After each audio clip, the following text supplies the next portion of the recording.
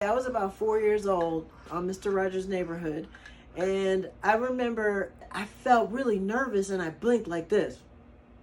I remember that when I walked into his living room, it didn't look anything like it looked on television because it was like this set, it wasn't his little living room.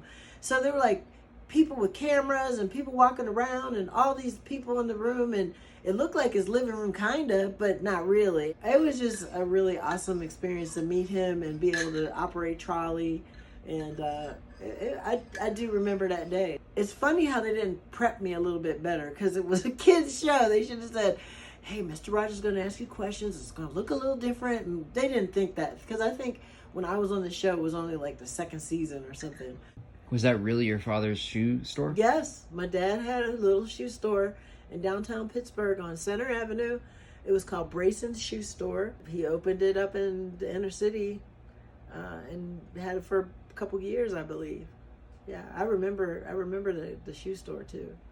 There's some people that are on TV that are playing a persona and they're nothing like what they seem on television.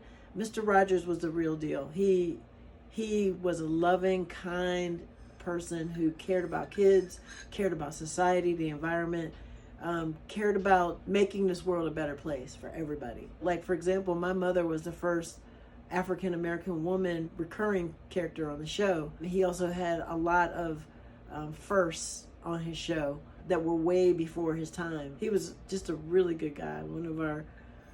Definitely somebody that we should keep his memory and his teachings alive as long as we possibly can.